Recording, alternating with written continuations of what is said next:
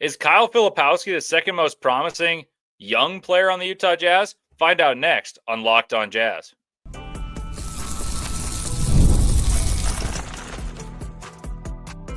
You are Locked On Jazz, your daily podcast on the Utah Jazz. Part of the Locked On Podcast Network, your team every day.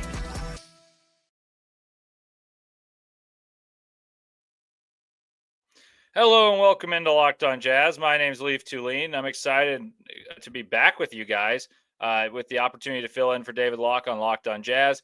As many of you guys know by now, I'm a lifelong Jazz fan as a credentialed NBA draft analyst for Locked On NBA Big Board, attendee of the 2023 and 2024 NBA Combine, Jazz broadcast assistant statistician for the Jazz broadcast team, and lover of college hoops. So I'll make sure you know what you need to know about your beloved Jazz, especially with so many young players on the team. We'll get you introduced to those guys. And today it's going to be some young players, but it's the sophomores. Thank you guys for making Locked On Jazz your first listen every day. And remember, Locked On Jazz is free and available on all platforms, including YouTube at Locked On Jazz, where the best way to help us grow is to comment anything below. And today's question is, what do you think of Kyle Filipowski and just how high is his ceiling? Please chip in below and I'll look through it and try to interact with you guys. Today's episode is brought to you by Game Time. So download the Game Time app, create an account, and use code LOCKEDONNBA for $20 off your first purchase. And today on the show, I'll break down the games of the three sophomores, Kyle Filipowski, Isaiah Collier, and Cody Williams, and give my expectations both statistically, but also in a tangible sense for what the growth areas could look like that are, in my opinion, attainable and something that viewers can actually see as opposed to just the coaching staff being able to know and reiterate to us.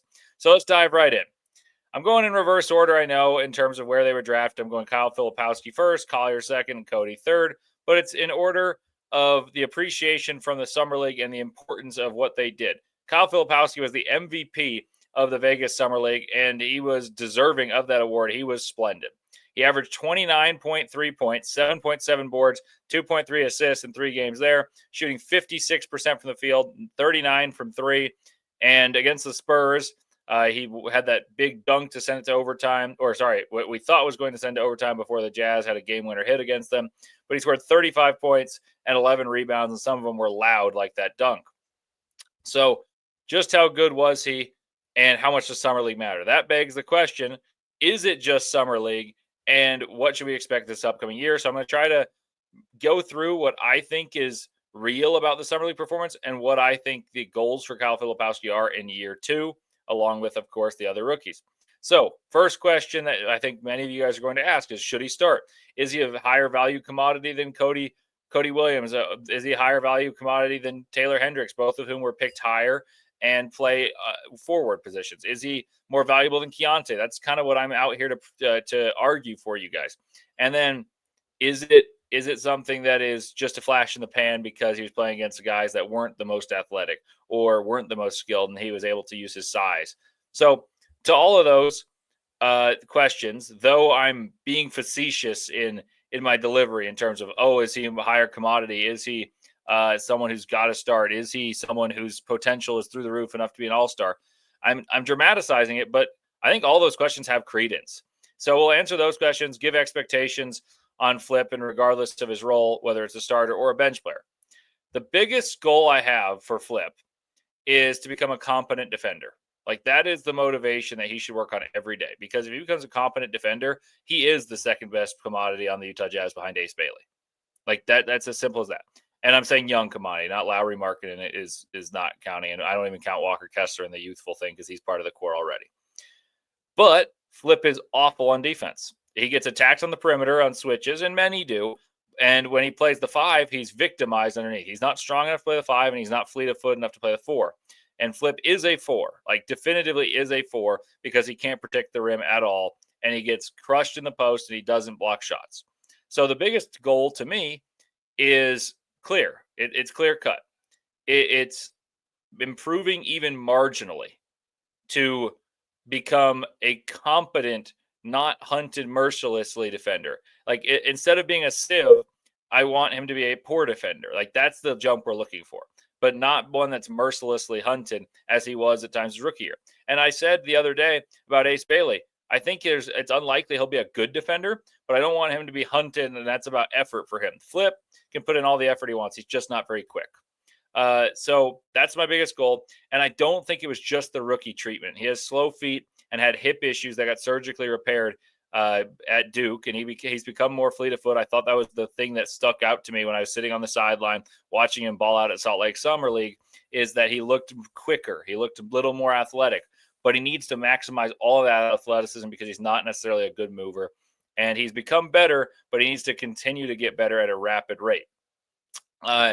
So becoming better defensively is goal one. And goal two to me is become a big-time shooter, which he showed flashes of during the season, but also the well went dry at other times. I think he missed 16 straight at one point.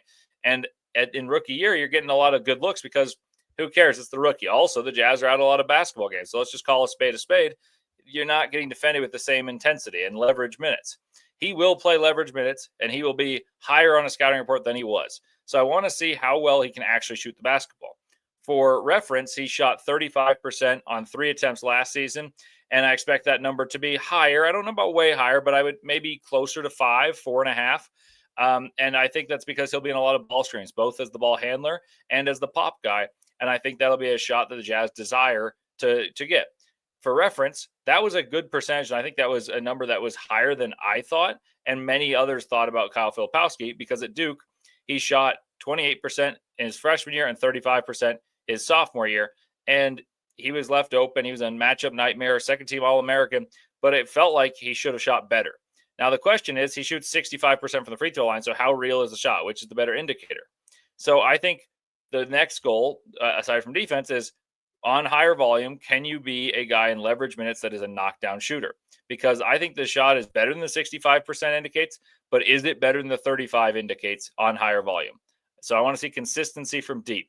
Lastly, I'd like to see some of his ball skills come out to play without the turnover woes rearing its head. I think that Flip is a guy that his best attributes come out of creativity and rarity at that size. What makes Jokic so special, among numerous other things, is his positional size creates mismatches, and he sees over the defense, and he has tremendous timing. He understands the game like a supercomputer, all those things. Flip's not there.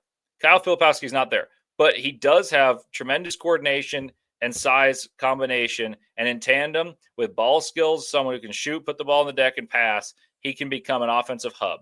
Think of Kelly Olynyk. That was a guy I compared him to in the draft process. That's a lazy comparison made by many people, so I'm not shining my light on that. It's because they both are white. But they're similar in the sense that they can be an offensive hub, and the second unit ran very well through Kelly Olynyk. At times, it ran very well through my guy, Kyle Filipowski. However, I think it becomes difficult to say, wow, let's run the offense through when he has turnover issues. So he had 1.9 assists to 1.4 turnovers, and that's not a great assist to turnover, particularly with not the ball in his hands as much as it will be this year. So in a higher leverage, higher in a scouting report, in games that matter, playing a more prominent role, can he really be a weapon with the ball like he was in Summer League, someone who can make things happen, or is that flash in the pan? That one, I think, really will tell the most. But I will say, I don't think the performance as a whole was a flash in the pan.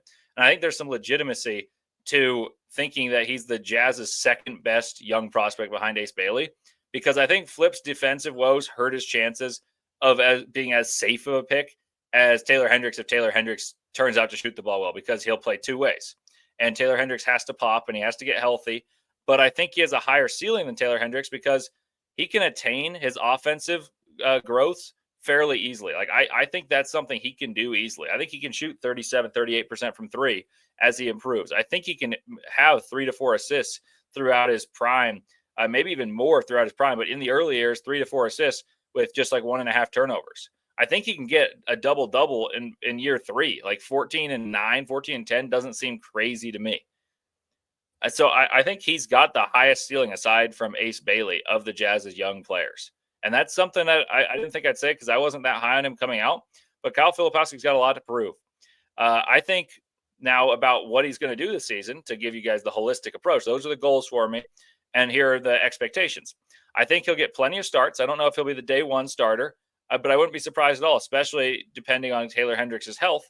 because you want to maybe mix match the offensive abilities of Lauri Markkanen and Kyle Filipowski. Maybe you don't play them together. Maybe you do. I think he'll get plenty of starts. I'm not sure he's a day one starter, but honestly, my guess would be he is right now.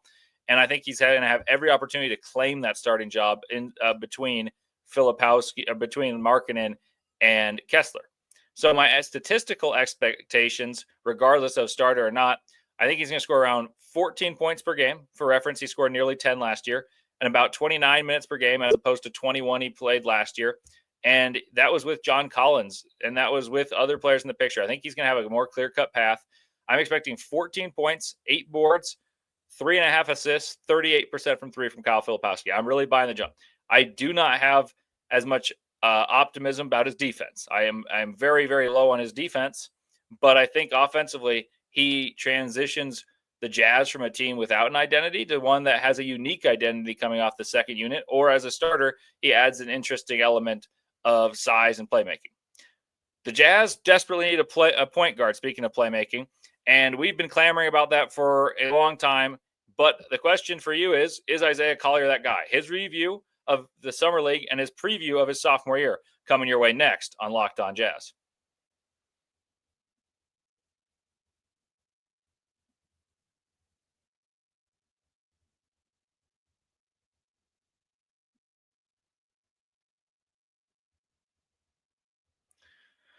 We've all been there, logging on early and waiting forever for concert tickets to go on sale, only to lose your spot for a show that you've been dying to see. Live music should be about making memories, not dealing with the stress of ticket shopping. That's where Game Time comes in.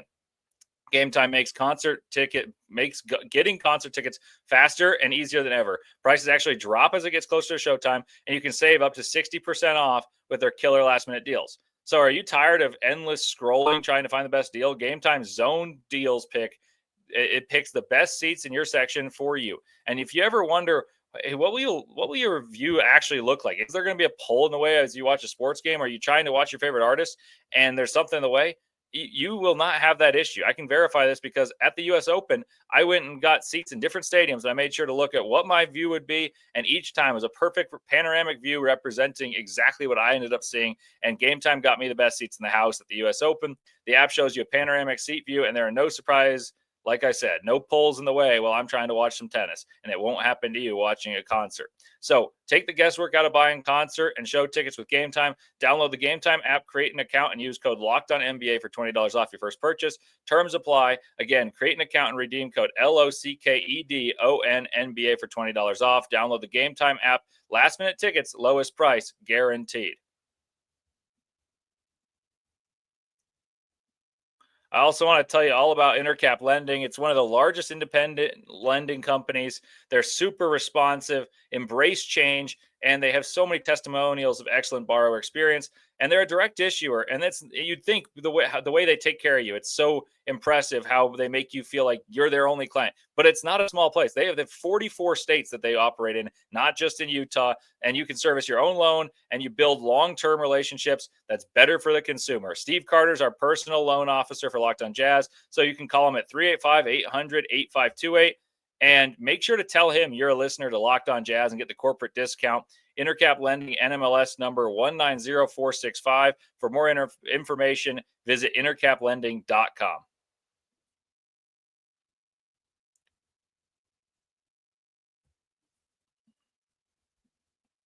Welcome back to Locked On Jazz. Leif Thulin with you here. And Isaiah Collier was one of the bright spots for me last year working for the team and covering the team. And I thought, wow, like he plays fast. He does a lot of things that help us score. He had an 100 assist month, putting him the likes with Ja Morant, Trae Young, guys like that. He broke Stockton's assist record for a rookie. And in Jazz franchise history, he looked like the answer to many Jazz prayers in finding the point guard of the future. People were complaining about Keontae not being a good enough point guard. Insert Collier, and all of a sudden Keontae gets better. Collier makes the offense run.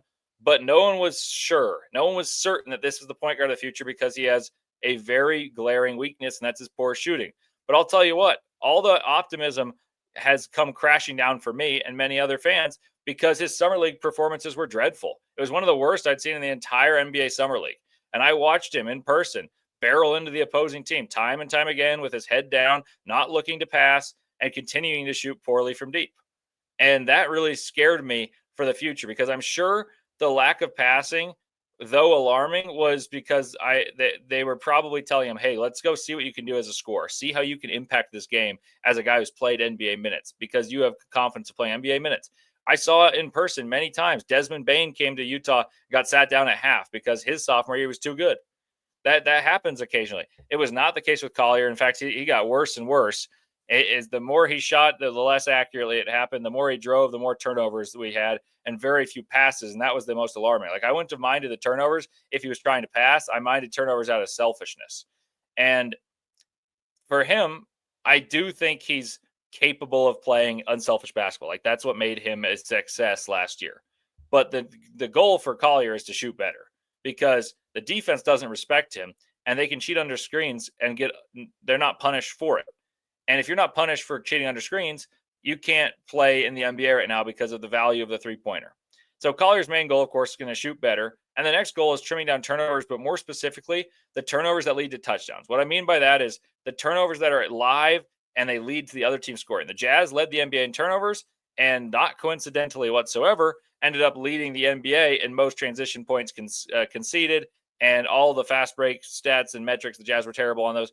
And it's not Isaiah Collier's fault necessarily. However, Will Hardy in press conferences talked about accepting certain mistakes made out of unselfishness, mistakes made out of playing really hard. Those are ones Hardy can tolerate. Collier needs to trim down the turnovers that come out of throwing the ball carelessly, at the top of the key, losing the dribble, driving too deep in the paint, not passing on time, having it be picked off, and then the other team gets numbers.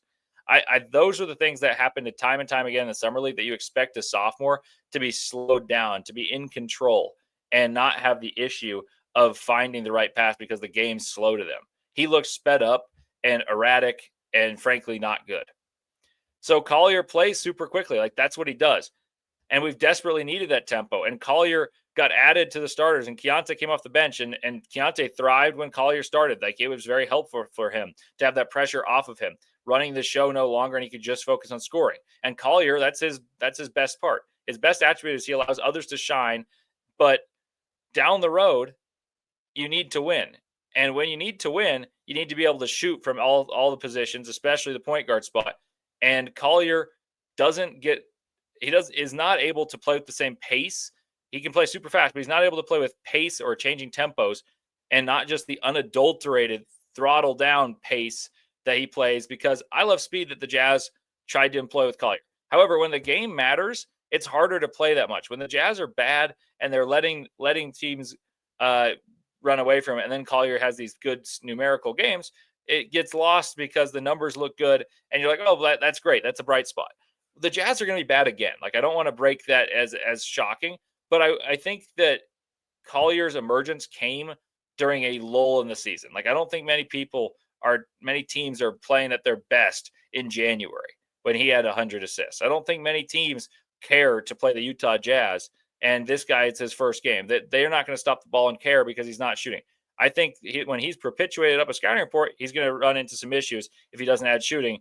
And I felt like he was overly aggressive in summer league trying to prove something, and that scared me because I don't know if you're going to struggle in summer league when it should be easier for you. How is it going to get easier other than maybe playing with better players and you trust them more? But I was disappointed in that, and I think his next big thing is learning to play with change of pace as opposed to just blistering pace. And I think the shooting will help that. So those are two together. I am a little worried about the future Isaiah Collier. That was one of the most alarmingly poor performances of summer league I've seen in a long, long time. So my goals for him is I hope he shoots over 30% from three as opposed to 25%, and over 75% from the line as opposed to 69% from the line. My expectations, though, are tempered. I think the Jazz will experiment with who starts at the point guard, and I think he and Walter Clayton Jr. will each have a chance to earn that spot. And I think it's Keontae George penciled in as the sixth man, inheriting the role that was assumed by Jordan Clarkson forever as the spark plug, jitterbug scoring guard. So my expectations for Collier are basically the same season he had last year statistically, but I'm kind of thinking that the Jazz fan base is going to be less optimistic about him than they were, including myself. I'm projecting 9.6 assists, much like last year. I'm hoping that he hits the 30% mark from three, and if he does so, I think those numbers go up and he gets more minutes. But I think it could go up a little higher than in points per game because he's going to play sooner in the season, therefore more minutes, more confidence. But I do think there's going to be some growing pains this year for Isaiah Collier. Next up, Cody had a great summer league, but what's to come for the sophomore lottery pick?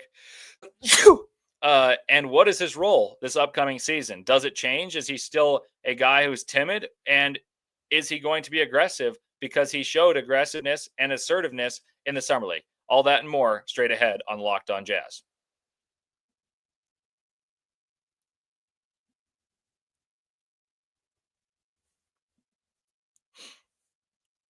If you're running a business, you know that every missed call is money left on the table. Think about that. The last time that you had an urgent need, maybe for a plumber or a service provider, if the person didn't answer, did you wait? Probably not.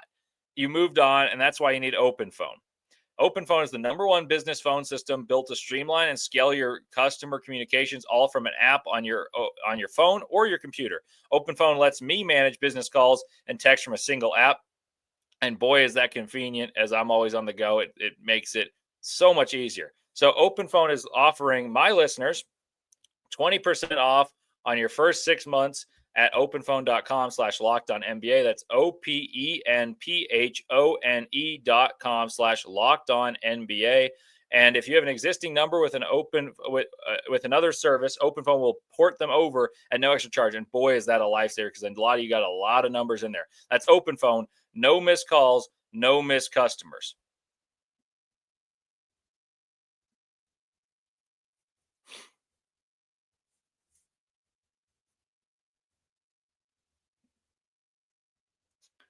All right, welcome back to Locked On Jazz. Leif Thulin with you here, and we're on to the third rookie, the former number 10 overall pick, Cody Williams. And Cody Williams, I'm sure some of the fan base is going to be overly critical on, and some are going to say, oh, he can fix it. So Cody Williams, put bluntly, had the yips last year and was pretty much irrelevant in games last season. And that's not unheard of for lottery picks, but there are some that have outran poor initial seasons. But the guys who don't play or impact the game on teams as bad as the Jazz, that were picked as highly as Cody Williams was, they're few and far between that have outran that poor season. That said, Cody is way better than what he showed and will be better this season. Both can be true. He may not be able to outrun that poor season. He may not be able to shine as brightly as I had thought, as many as others had thought. But I think he's significantly better, both shooting the basketball, finishing, playing defense than he was last year, because he had the yips. His confidence was absolutely gone. And when a pro shoots as many air balls as Cody Williams did, I think it's more than just poor technique. It's that they're scared. They don't believe in their game. And he's retooled that. We'll see if the mental psyche catches up. But he's changed his shot a little bit, and that's for the better. He shoots a knuckleball. His hand doesn't close the ball, and it's palmed up there. I watched him sideline every game of the season at home. I would sit there and watch him shoot. And I think, well, he needs to follow through. He needs to use his fingers, and he would just palm the ball. That said, all the criticism said, Cody Williams in Summer League, many don't really care about the good due to the bad that they saw, but he was assertive and he defended well. And that's what I asked for Cody Williams in terms of his career arc. Like, Cody Williams' career and how long it is and how lucrative it is, both financially and rewarding in terms of being a player, will depend on how much he decides that he can be an all-world defender. Because few NBA players who are the 1% of the 1% have the traits and the mobility that he possesses at his size. He, of course, would love to shoot the ball better, and he can't really shoot worse than he did. And I found that in Summer League, he was able to probe the defense, get to the paint, was assertive, and stopped on a dime, sometimes even forced shots, which before he wouldn't even touch the ball and looked at the rim. So those shots honestly didn't bother me, even though the Jazz, I talked about selfishness a couple times. But the goals for Cody are so simple. It's get stronger, and he looked broader in the shoulder area, but still quite thin. And that's going to happen in time. That's what young guys need. Ace is going to need stronger too.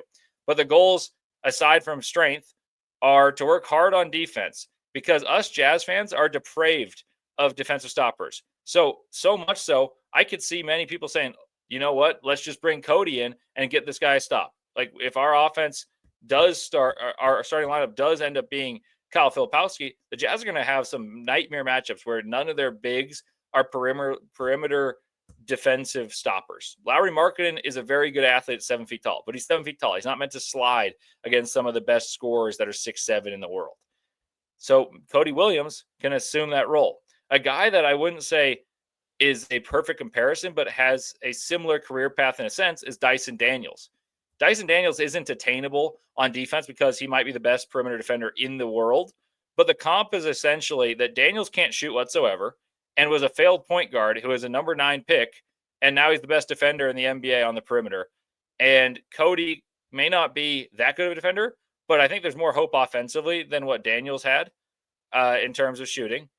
And I think this can be some sort of reclamation project for Cody Williams. And it can feel that way for the Jazz and can be a feel-good reclamation project for the Jazz. The next goal is to hit open catch and shoot threes at a better rate. And I think this is going to happen. Like, there's no ifs, ands, or buts. This will happen. Cody Williams was 7th percentile last year on 26% on catch and shoot threes that were open, that were quantified as open catch and shoot threes. And he hit 36% of catch and shoot threes in summer league. And that wasn't even speaking of the open. So that was better. And that was with a lack of passing and a lack of rhythm that was prominently on display for the Jazz because they were playing my turn, your turn basketball. And Cody Williams got to spots and was patient. And that was the thing. He looked like he knew where to be on the court. And last year he was rushed into action. And this year, I think he'll play with the second unit primarily and may get some run at the starting 2 at times. And that would be very good for the psyche. But last year he was rushed in. And I had mentioned in my rookie preview, though I was very high on Cody Williams. I said his prime would be 14 points, 5 boards, 5 assists. That probably doesn't happen at this point, quite realistically. However, I do think Cody Williams was thrust in way too early. Like, his body wasn't ready to be an NBA level defender, much less a scorer. And once he started shooting badly, there was now outrunning the lack of confidence. And then they didn't play him much. Then he'd play a lot. Ochai Agbaji played 4 years at Kansas, won the most outstanding player in a tournament team that won it all. And he played on the G League. And he was a 14th pick. Taylor Hendricks got plenty of run in the G League. You look at all these guys, and they got coaxed into it. He started game 3 of the NBA season and just wasn't ready for it. And I think that because his brother is an all-NBA player, there is an expectation he would be too. I was very impressed with Cody Williams' ability to find the right spots, play at a pace that looked like he'd been sped up before. Isaiah Collier plays super fast, and he played recklessly, like a bull in a china shop in summer league. Cody Williams does not have the experience Isaiah Collier had or the success at the NBA level, yet it looked like he learned from the, wow, that was really fast, this is really difficult, I'm going to slow this game down, and everyone else is going to play quickly. Got to his spots, got to the rim easily, finished open ones, hit mid-range jump shots, created for himself, shot well from 3 on catch and shoots, and that's all you can ask for. So my expectations for Cody are not grandiose. I do think he's going to get significantly better by virtue of he could not shoot any worse. Like, he could not be more in his head than he was, and he's going to get better. Cody was rushed into action last year. This year, I think he will play a smaller role than he started last year, and he'll be a far better basketball player. I'm going to guess 6 or 7 points per game, shooting about 34% from deep. So by no means is he a marksman, but that's competent. That's serviceable, and I'm expecting significant defensive growth. And I expect a guy that Jazz fans will be like, oh, you know what? I believe in him now. I think it's going to take some time. I think there's going to be frustration still, especially if Matas Buzelis plays very well because he was the pick after and many liked him. But I think Cody Williams has a very clear pathway to get better, and he's going to get better by virtue of, I don't think his mental belief system and how he plays basketball could have been any worse last year. Not because if he didn't work hard, but it's just he was thrust into the deep end and wasn't ready to swim. I think he's ready to swim now, and he's just got to outrun those demons of playing so poorly to start last year and now believe in his game. And from what I saw in the summer league, I was encouraged. I think the defense, the biggest thing, and knocking down open shots. His shot isn't gorgeous yet, but it is improved. So thank you guys for making Locked On Jazz your first listen today. For your second listen, find the Locked On NBA podcast where there is no offseason. Doug, Matt, and Hayes keep you up to date on contract negotiations, rumors, and everything you need to be the most informed NBA fan. Find Locked On NBA on YouTube or wherever you listen to your podcast, part of the Locked On Podcast Network, your team every day. And I really appreciate you guys for listening. Go Jazz. Happy to be back with you.